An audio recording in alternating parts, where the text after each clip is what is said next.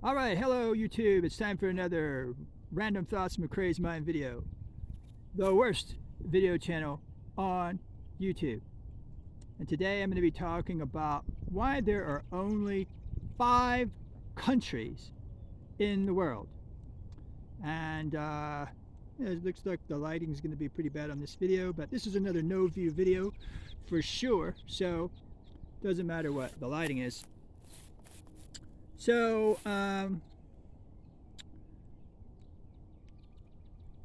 countries in the world. Why is it important to know? Why are there only 5 countries in the world? And why is it important to know that there are only 5 countries in the world? Well, it's important to know that there's only 5 countries in the world if you're going to understand geopolitics, 1, and money, 2, right? So, if you're interested in money, then you need to know the difference between a country and a province. Now, there's a lot of countries that we call countries that are actually provinces. So first of all, let's establish what a country is.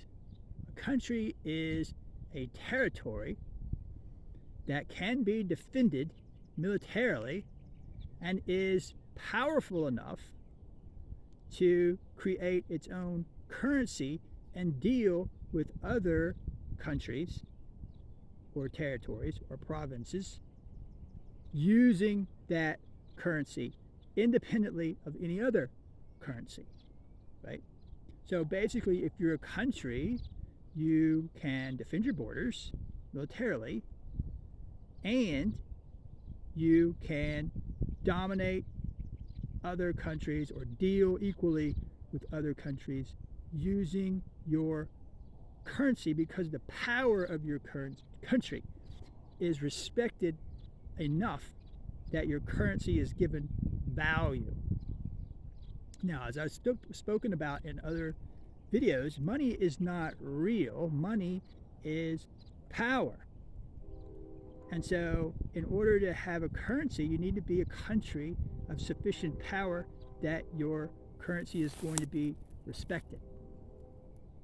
So what are those 5 countries? 1, United States. 2, China. 3, Russia. 4, Germany. 5, Japan.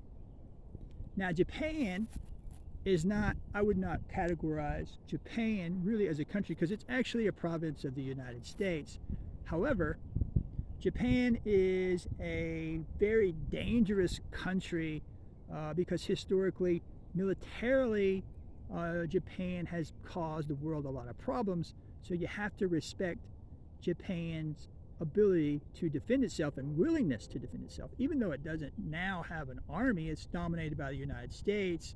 You know, if the United States doesn't deal with Japan fairly, or Japan gets upset with the United States, they will have an army, they will arm themselves, and they will be capable of defending themselves, and they will absolutely, and they have proven that they can fight. You know, Japanese soldiers are very, very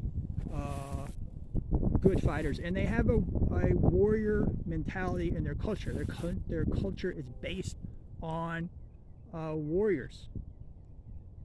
So they like war. They're a peaceful country now. They probably won't always be one, but they are now because they're dominated by the United States, and you know they're being treated well by the United States. So they're happy with the arrangement that they have. They've become very wealthy, and they don't have a reason to fight anybody right now. So they're not going to be doing that. So what are the countries that are, we call countries but are not countries? It's everybody else but those 5 countries. So if you look at Mexico, I mean, Mexico has the potential possibly of becoming a country, or some of the Latin American countries could become one country if they were to unite together as Latin America, become the United States of Latin America, in the same way that Europe has become the United States of Europe.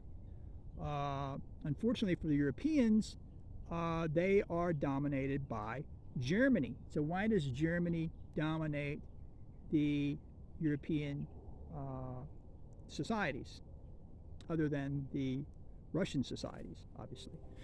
The reason is that, historically, the Germans have been the most efficient fighting force. You go all the way back to the Roman Empire, they had a hell of a time dealing with the Germans. And the Germans were the barbarians. I mean, these are barbaric people.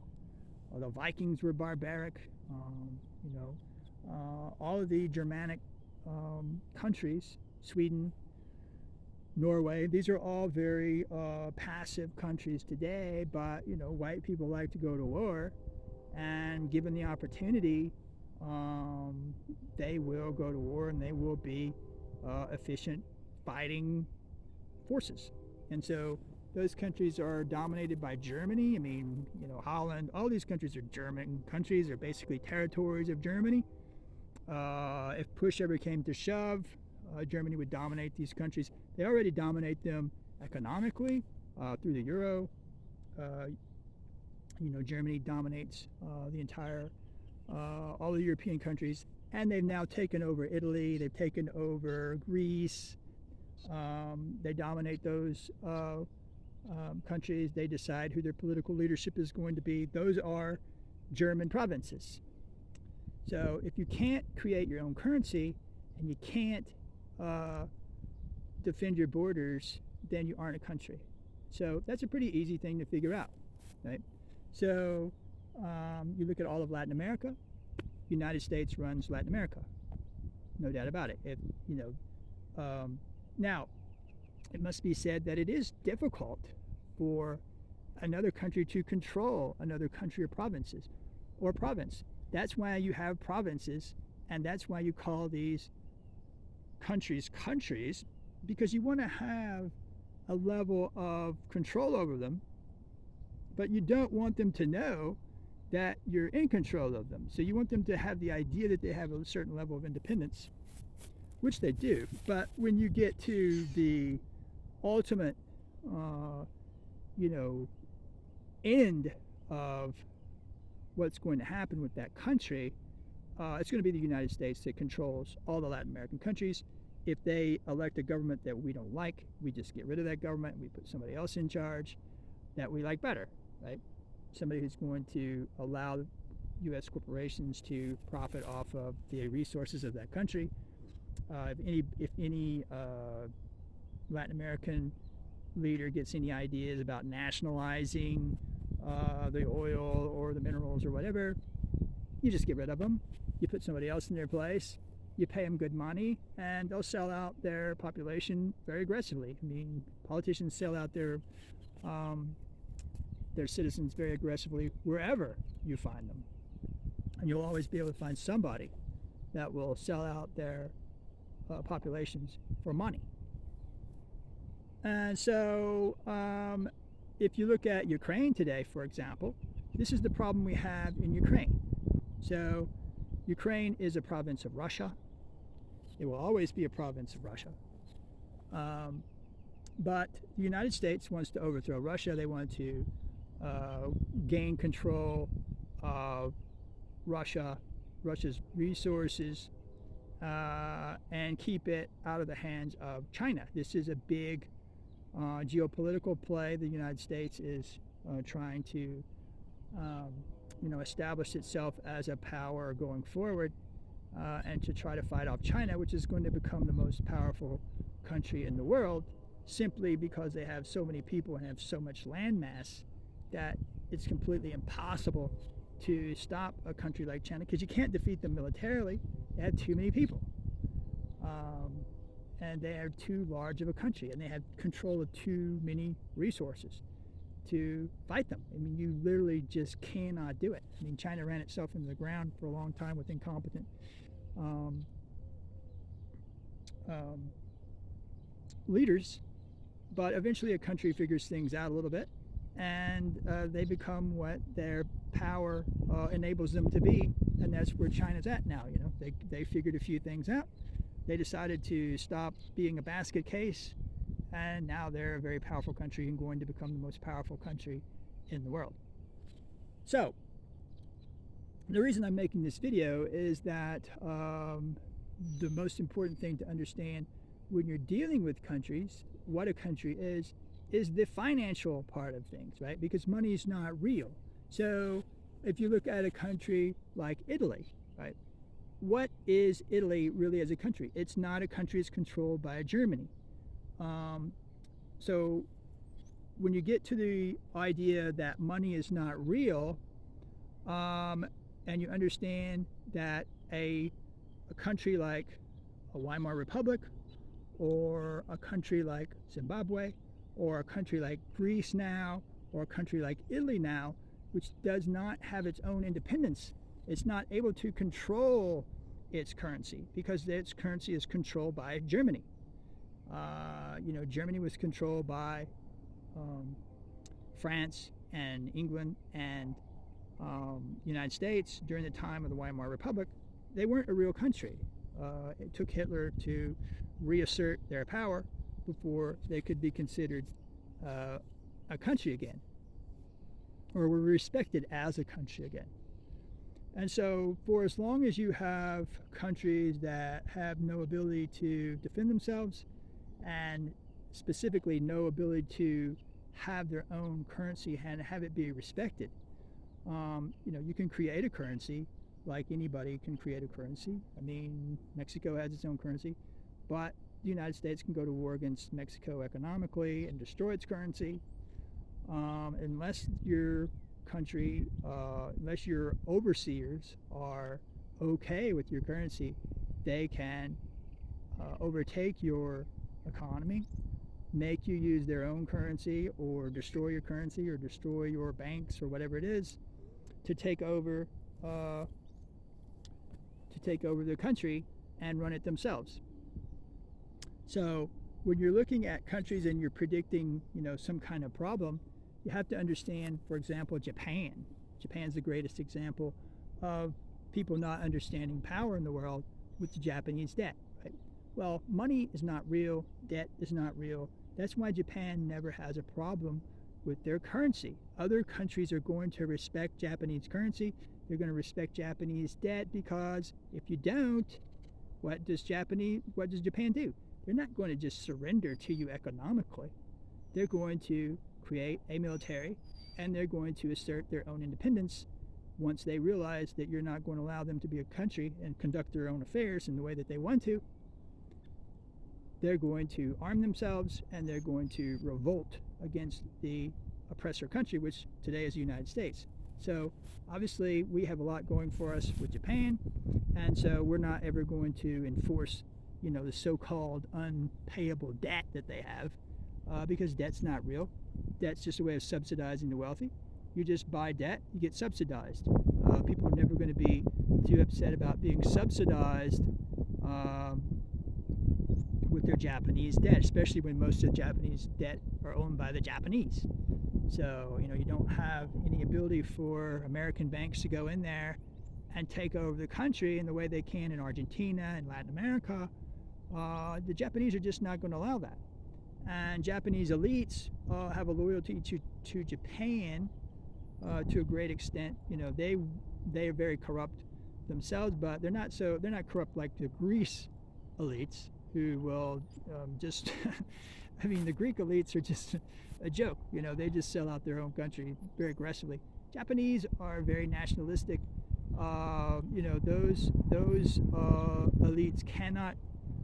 First of all, they can't get away with doing that. So, Japan doesn't have the kind of problems, and never going to have the kind of problems that Greece has. Greece has been dominated by Goldman Sachs, and they're not a country anymore. They're a province of Germany and the United States, and China's going into Greece now and starting to take over some of their assets. So, Greece is done as a country. They're never going to be anything in the future, unless they really get some backbone and start revolting and decide to destroy the German banks through their debt by not paying the German banks. They're never going to get control of themselves, and neither is Italy. Italy's pretty much done as a country. Italy does have some ability to be independent, but right now they're not too interested in that. So wouldn't look for Italy to be a country again, probably ever. But the euro is going to break up at some point because Germany's not going to be able to control these countries like Italy, who have a sense of sovereignty and are eventually going to want to assert that sovereignty and be more independent. And at that point, Germany will have to accede to the Italians and give them some more control over their currency and their debt and that sort of thing. But that's a long way in the future. That's a whole revolution ahead of us. There's going to be a lot of revolutions taking place in the next 50 to 100 years. And that will probably be one of them. But right now, that's not going to happen. But anyway, so when you look at a country, this is the reason for this video, you have to understand that money's not real, debt's not real. You have 5 countries. Those 5 countries can never go bankrupt. They will always have a currency that is respected by the rest of the world. Now, Russia has its problems, but, Russia can defend itself. It will roll tanks, as it's doing right now. It's rolling tanks in Ukraine on the United States. It's saying, get the fuck out of Ukraine. You're done here. And the United States is done in Ukraine. They are done. And they are going to get out of Ukraine. They're going to always be trying to get hold of it because Ukraine is a very valuable place. And unfortunately, the Ukrainians are dumb enough that they are fighting for the United States. But that's not going to last too much longer, I don't imagine, before they're going to realize that they've got to go back to basically being Russians again, and then their lives will get better. As long as they're trying to be Americans, their lives are going to be hell because America doesn't give a damn about anybody. I mean, Americans will kill every last Ukrainian to try to overthrow Russia very happily. So, and that's another reason. I mean, people thought that Russia was going to fall apart. Well, Russia has resources, we find out. So what does Russia do? It just plays the game the way you play the game. They say, okay, well, you're going to have to buy our oil in rubles. And what happens to the ruble? It goes up. What happens to the Russian stock market? It goes up. Because people recognize the value that's in Russia. And so you can't destroy Russia. It's impossible. You can put all kind of sanctions on them. Doesn't matter. They can create their own currency. They've got oil. They can support themselves. They can grow their own food. And that's why Ukraine's important. They have to have Ukraine. They have to have those wheat fields to be able to feed themselves. And they're not going to surrender it to the United States.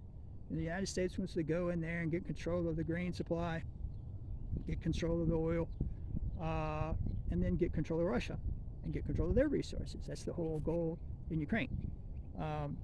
But as we are seeing now, money's not real. Russia's able to use its power to support its currency, and a country like Japan, a country like Russia, a country like the United States, a country like China will never have a problem with debt or money. It's impossible. They're countries. They're countries for a reason. They have power.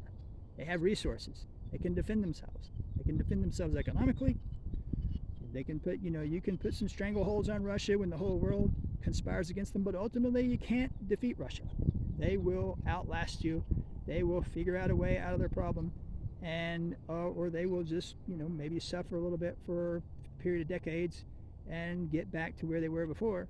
But you're never going to be able to throw them over, as opposed to something like Greece, where you can just knock them off just like that. Just Goldman Sachs can take over Greece. Countries like Luxembourg or all of these bullshit countries. These countries don't exist. They're provinces. They're just a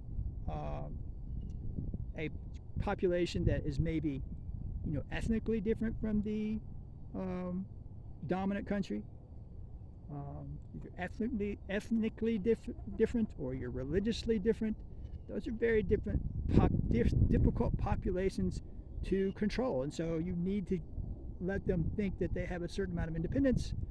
But when push comes to shove, you control their government, you control their currency, you control their resources, you control the population. Ultimately, they really have no control. They're always going to be under the control of one of those 5 countries, and that's never going to really change. Maybe some of these countries may change over time. There are certain areas of the world that are capable of becoming countries, like Africa, Latin America. All of these places are capable of becoming independent countries if they were to unite together. But that's very unlikely to happen. Typically, countries tend to cleave off, which may happen. What's going to happen ultimately to the United States? It will eventually break up into multiple countries, more than likely. So the names change, countries change, but the name of the game never changes. It's always about power. It's always about money. And if you don't understand that, you don't understand much. And that's why you'll be easily confused by debt levels and countries that never go bankrupt when you think they ought to, like Japan. Nobody's going to impose anything on Japan. That's going to be impossible. Nobody's going to impose anything on the United States. Nobody's going to impose anything on Russia. Russia may default on some debt as a aggressive action. That's an act of war. It's not because they can't pay something. It's because they're not willing to, or they are doing that as an act of war against the investors in another country. You can get control of a country that way. If you start screwing over the rich people, they'll overthrow their government and get that kind of stuff straight. And that's what Russia will be doing if they decide to doing any defaulting. They'll basically be punching United States elites so that they get their government to back off of Russia, which they will do. When the elites start losing money, the politicians will lose interest in whatever it is they're doing to Russia or anybody else. So that's this video. It wasn't very good. I didn't explain this very good, but nobody's going to watch it. So I'll put it on YouTube, and we'll see if you can see me online out here in the mesquite trees. And I got a shadow here for some reason, but that's my video for today. Thanks for not watching. Thanks for not subscribing. Thanks for not liking. This has been another episode of Random Thoughts from a Crazed Mind, the worst video channel on YouTube. So long, YouTube.